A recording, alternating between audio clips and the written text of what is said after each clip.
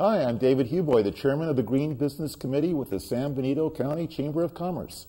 Welcome to Going Green, the television show sponsored by the Chamber to promote and celebrate economic vitality along with environmental sustainability.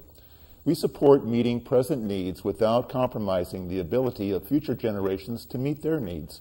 Today we will hear from guests about a survey designed to establish transportation and road infrastructure priorities, as well as promote a diverse workforce to future employers. Also, we hear about a partnership that embraces clean energy as well as reduces operational building costs. And finally, we will discuss water awareness. My first guest is CEO and President of the Economic Development Corporation of San Benito County, Nancy Martin. Nancy, welcome on the show again. It's good to have you back. Well, David, thank you so much for inviting me back, and I'm very pleased to be a part of this show. It's always so much fun to share with you information and ideas about how we can improve the vitality of San Benito County without losing all of the wonderful assets that we have in our county. Great. So today I'm here to talk to you about a new survey that we are producing and putting out there for our commuter residents to participate in. Yes, and I have a question for the commuters in San Benito County. You know, what would you do with the extra 3 hours saved by not having to commute to work outside of San Benito County? So I understand, Nancy, that you have been busy with the Community Vision and the Council of Governments working on a survey to establish transportation and road infrastructure priorities. Maybe you can tell us a little bit about the history of how this is coming about and a little bit about this survey. Thank you. Yeah, I'd be happy to. We developed this survey because 2 years ago we tried to do a huge survey about our commuting public, where they were going, what kind of roads they were using, and how long it was taking them to get to wherever they were going.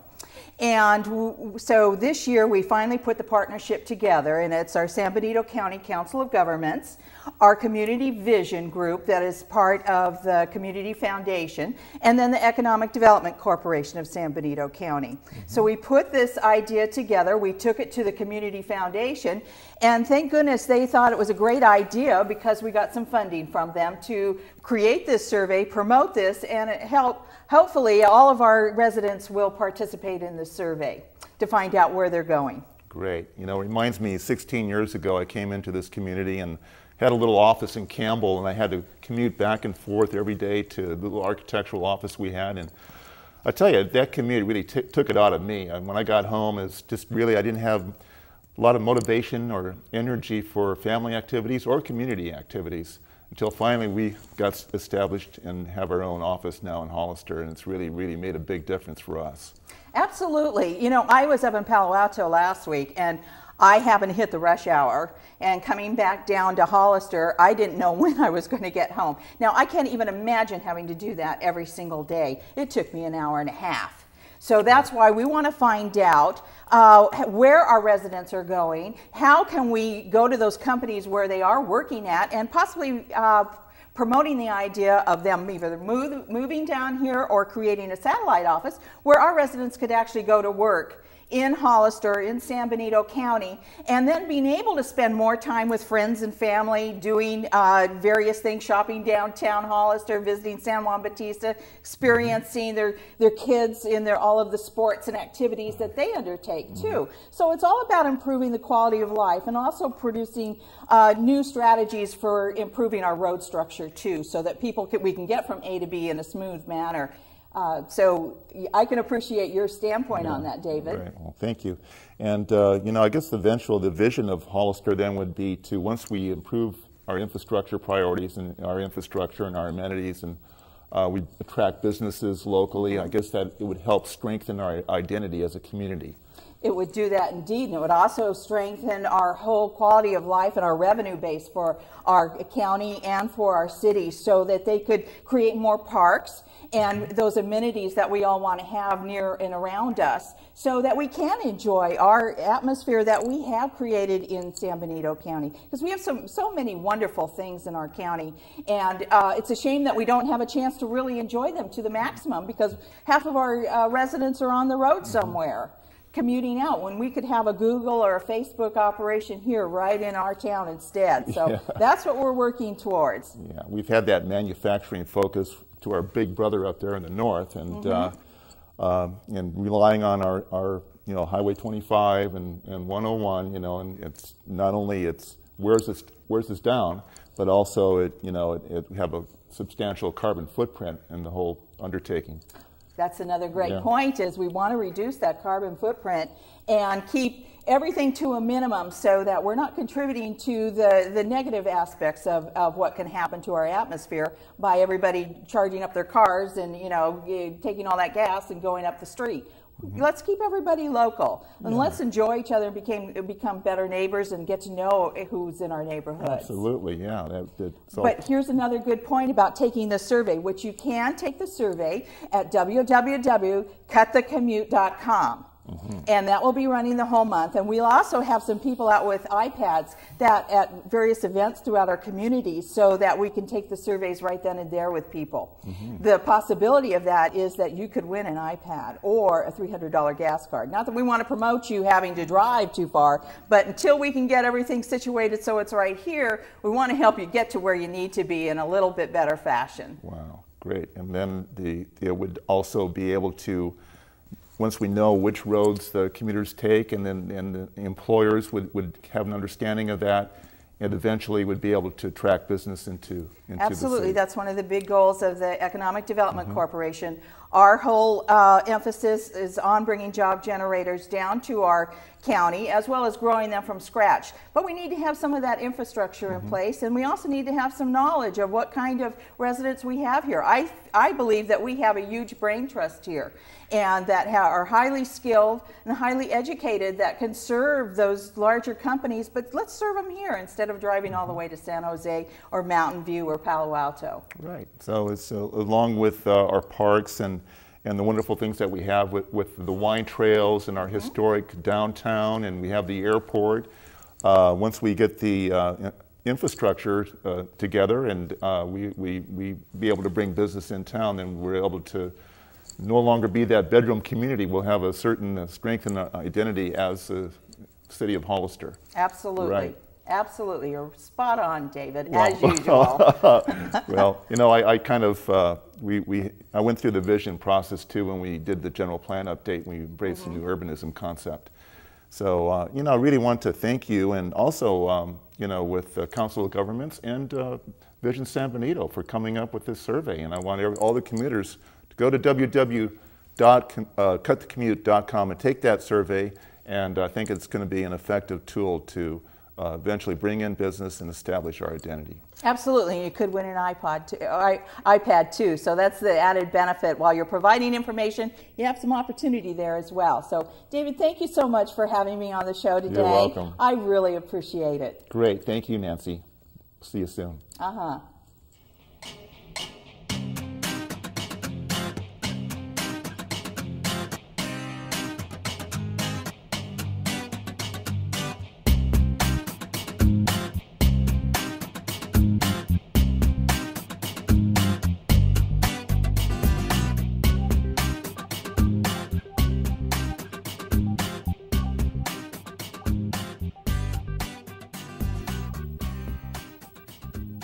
Welcome back to Going Green. I'm David Huboi. I'm a certified green building professional and a licensed architect. And with me on the set today is my co-host, Shawn Novack, who is a water conservation program manager with the Water Resources Association of San Benito County. Hey, welcome on the show, Shawn. Thank you, David. It's kind of strange being over here in the interview seat. I want to thank you for having me on the show today. You're welcome. With all the problems we have in the world, it's easy to overlook something fundamentally important as water. Right. But it's a it's a huge thing for our area, especially with the ag community is an economic engine for our area. So water is critical. It is. Yeah. We're heading into the fall season now, and soon we'll be getting some precipitation. And if we get a lot of rain this year, I guess we have a tendency to get into a comfort mode and go fall back into our water wasting ways, wouldn't you say? Yeah, it's this last year we had phenomenal rainfall and we had a good snowpack. And I've met people out in the street and they go, "Why are you asking us still to conserve water?" Well, as you say, if you've been in California for any length of time, droughts come and go. And Californians, and especially our area, have been really good about stepping up when we ask you to conserve, during a drought period. But we can't afford to slack off this time. And the reason being is, you know, the state continues to grow in population. We still have the same amount of water that was here. It's been here for centuries. There's no new water source, really. Right. And then, you know, all the problems in the Delta, that delivers almost 2/3 of water for the state. Yeah. And, you know, that system was built in the 1920s. And there's been, you know, it's getting antiquated. They need to do significant investment there. Plus, there's been environmental problems up there. We've seen some fish stocks that have been depleted and dropped. And so there's some real concerns up there. So they've been working on figuring out an alternate to getting around the Delta for years. And I think we're closer now than we ever have, but it's still going to take some years before that all gets straightened out. Yeah. And we depend on a lot of that water for San Benito County, so it's really important that we conserve there. Plus, we have our groundwater supply, which fortunately we have a nice abundance of groundwater, but we still have to be careful with our aquifers and not overdraft our water supply there. And then there's some legislation that went into place. It's called 20 by 2020. And when Governor Schwarzenegger was leaving office, he signed some legislation that said everybody in California has to reduce their water use 20% by 2020. So I'm working on that right now. Yeah. And the consequences of that, if you don't reach that 20% figure, we are not eligible for state grants or loans, which will be huge to our area because we have some infrastructure improvements to do, and we need to get some money and to finance that. Right. So that's really important. Well, I know of some new rules and regulations that pertain to designers and design professionals and landscape architects where they have to go through a review and make sure that you calculated water usage, and it's much more stringent review now than it was in the past. Yeah. Am I correct to say that? That is, yeah. That was part of that whole legislative package that went through our state assembly and onto the governor's desk. It's called the Model Landscape Ordinance, where you have a particular water budget for the size of property, and you have to fall within that water budget. So that means living in turf areas. You can't just roll out the turf like you once did. Yeah. And working a lot with drought-tolerant and native plants. And my agency has a lot of information on that. We also have a water-wise garden in downtown Hollister for people who can go down and look at some of the plants that are available. And that's on 6th and Powell if you go to downtown Hollister, and that's a real good resource. Yeah. I understand that not only does the Water Resources Association provide plan review and also classes and yeah, we do. We review landscape review plans and make sure that they fall within the water budget. But we're really concentrating on landscape irrigation because the water resource has been in existence for 10 years, and we've really focused on indoor water conservation. And at the time that the agency was formed, the per person water use in the Hollister area was about 212 gallons per person. Fast forward 10 years to now, we've dropped that to 161 gallons per person.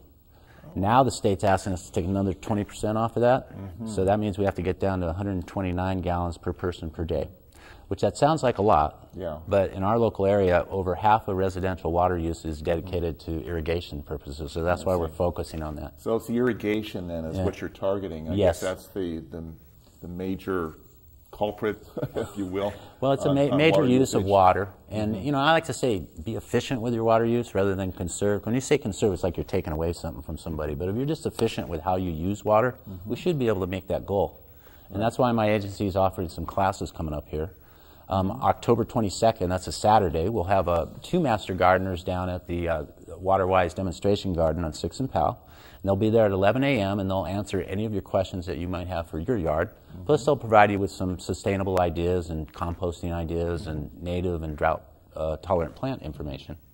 So that'll be for residential people. December 1st, we're going to have a class for landscape professionals, which are people that manage large turf areas like school personnel, state parks, city parks, people like that that have huge turf areas. And we're going to have some hands-on tips on how to do some valve adjustments and things like that, along with irrigation scheduling, how to glue laterals and things like that. So it should really help out some of the people. But we have some good people in our area, but this is some of the latest techniques that are available. And then in January 19th, we're teaming up with the San Benito County Water District, Pacific Gas and Electric, and the Center for Irrigation Technology at CSU Fresno. They're bringing their mobile lab over here, and we're going to have a pump efficiency class, which will teach the farmers in our area, you know, like get their pumps working as efficiently as possible. Because not only does that conserve water, it helps with air quality because they're not burning so much fuel, hopefully, and energy consumption, and also our water quality. So that's a really good class. I encourage any growers in our area to call me because that's going to be, they're going to talk about incentives for you guys along with some subsidized pump tests that they can provide you. Then on February 9th, we're going to offer some classes, chemigation and fertigation classes, which there will be some continuing education units attached with that for the growers, because they have to keep their learning units? Yeah, learning units. And they'll teach the proper application of fertilizer, pesticides, things like that, so we can maintain our water quality in as good a shape as possible. And then we're going to have some workshops, kind of like talks, I guess you would call them. We're going to have Dr. Melton Forrest from CSU Monterey Bay, and he also works with NASA Ames Space Lab up in Mountain View. And they've been working with satellite imagery to help farmers better spread their water out and control their water usage. So he's going to talk about some of this new technology, and I don't have a date for that yet. And then we'll also be offering some more residential classes in spring. So we're going to have a whole array of information and classes, and everything's free through my agency. So there's a lot to water awareness. There is conservation, but the synergy of how, with all the applications and the pumps and the mechanisms, and there is fertilizer and well, and you think about and I read somewhere that the water industry uses more energy than anybody in the state, so we can cut that down. We're helping out on that end too. Great. Hey, Shawn, I want to thank you for coming on the show today. Do you want to just give a contact information for I the do. viewers? Hopefully they'll have something on the screen, but my website is wrasbc.org, or you can call me at 831-637-4378. And my name again is Shawn Novack, and I'd love to hear from anybody that wants to know ways to reduce their water use. Not only will it help the community, hopefully we can save you money. So give me a call. All right. Thanks. Thanks again, Shawn. We'll see you soon. Thank you, David. Good luck. All right.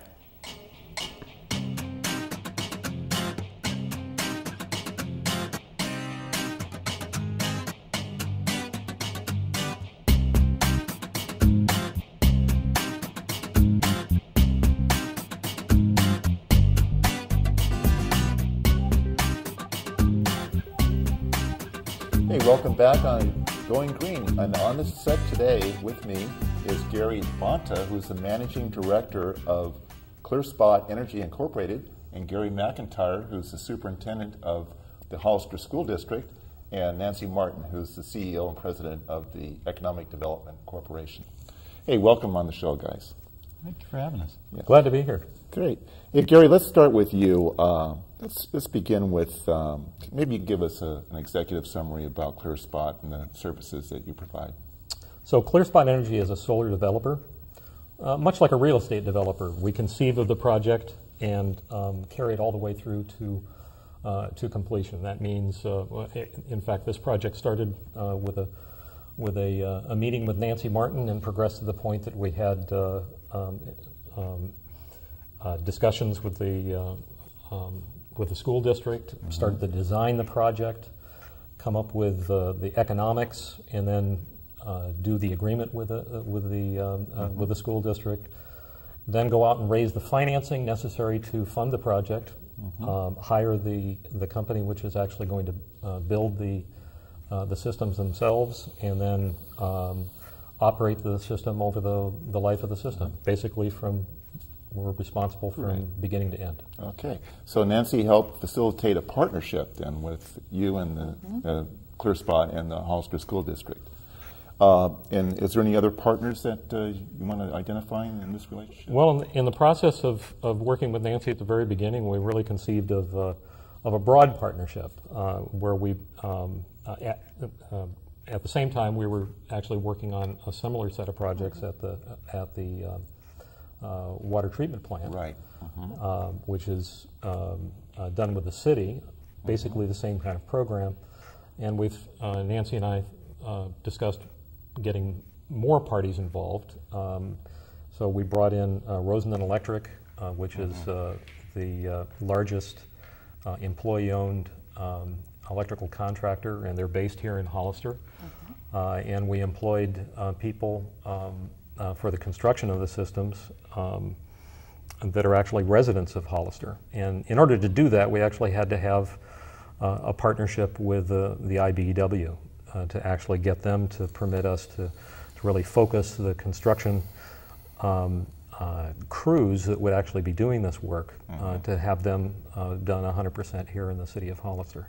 Okay, great. Gary McIntyre, now from the school's perspectives, perhaps you can share with us what the benefits from what you see the partnership with ClearSpot and what the benefits would be to the school district.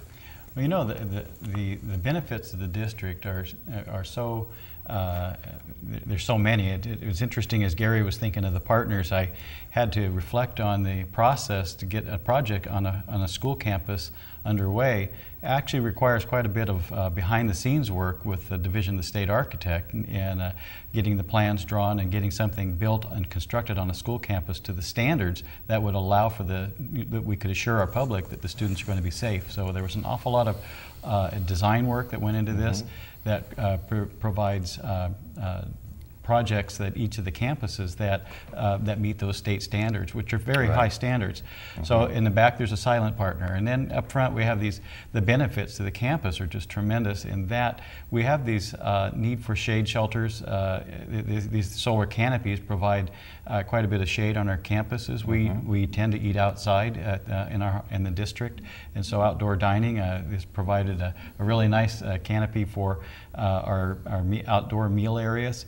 Obviously the benefit to the district in terms of revenue, I mean, it saves us money over the long term. There's an economic benefit to the district, obviously to the taxpayers. So you have those real tangible upfront kind of benefits. Beyond that, we have the idea though that we have projects built in our campus that provide electricity, green energy that students probably hear about but wouldn't normally in Hollister see every day. And they become a part of the school environment such that it's just a part of the campus. They don't have to go very far to see it. And to the extent that the students in our district and in Hollister grow up seeing green energy as a part of their environment, their everyday life, it becomes integrated into their sense of awareness. And you know, so that it provides something we can refer to, talk about, certainly as the opportunities for instruction with students to say how is electricity generated, and what is that process and what's it look like, and there's not a lot of moving parts and whirring and humming. There's just really, it's a very benign, very blended resource that as the students grow up and hear the terms megawatts of energy being produced on campuses, they can see that it's done in a pretty neat and easy way. Great, wonderful. It becomes a learning objective. A learning when objective. They see this iconic display right there. Turn science into real life. Okay, well, Gary Benta, maybe you could describe the system and just kind of the size, the location, and the structure. How does it all work? Okay, so the systems are located at all 9 sites of the Hollister School District. That includes 8 school sites plus 1 site, which is the district offices. And in total, we're talking about, in aggregate, a very large system. This is 1.4 million watts. There are 6,000 plus solar panels. And these are located on, for the most part, except for 2 of the locations, they're located on solar canopies. So these are parking structures and eating area structures. They're all basically 40 feet wide and the appropriate length for the particular location to hold the solar panels. And then they underground feed back into the grid. And you know, it's a bit of a challenge at elementary schools that have such limited area to actually find appropriate area to put the area of solar panels necessary in order to feed that. And so the combination of parking and then these essentially lunch structures has really been a great way to do it at these sites. What does the system cost, and what is the cost benefit to the district? The system costs about $7.5 million. So that's a substantial sum of money and well beyond what the school would be able to afford. And because of the way the United States encourages, the mechanism for encouraging implementation of solar here is through tax benefits. And of course you have to pay taxes in order to be able to get those benefits, and schools don't have that. So that's an important role that we as a developer play, is to bring together the investors who can use tax benefits with high quality purchasers of electricity that are going to be around for the long term. Power purchase agreement. Right, so those are done with a power purchase agreement. Yeah. David, I just want to point out that this is kind of cutting edge for the state of California.